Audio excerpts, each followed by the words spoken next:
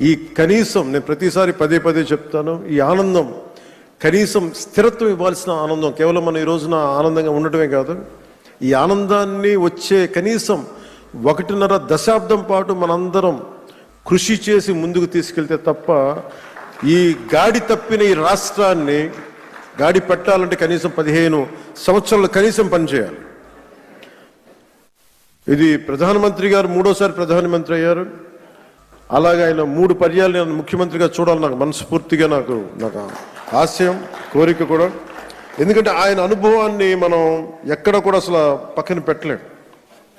So ఆయన దగ్గర నేను మనస్ఫూర్తిగా ఈరోజు మరోమారు గౌరవ సభ్యులందరి తరపు నేను ముందు చెప్తున్నాను, ఆయన దగ్గర నుంచి నేర్చుకోవడానికి కానీ ఆయన కింద పని చేయడానికి కానీ నేను అనుక్షణం ఎప్పుడు సంసిద్ధంగా ఉంటానని తెలియజేసుకుంటూ, నాకు ఈ అవకాశాన్ని ఇచ్చిన ప్రతి ఒక్కరికి ధన్యవాదాలు తెలియజేసుకుంటూ, ముఖ్యంగా మీరు ఇంటికి వెళ్ళేటప్పుడు మీరు చాలా అనుభవాలు తీసుకెళ్తున్నాను.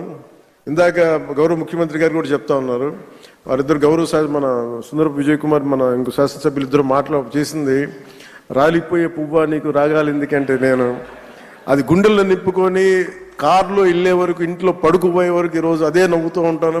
ప్రతి ఒక్కరు చేసింది అంటే మనస్ఫూర్తిగా అందరికీ ధన్యవాదాలు తెలియజేసుకుంటూ, జయ ఆంధ్ర, జయ భారత్, జయ హింద్.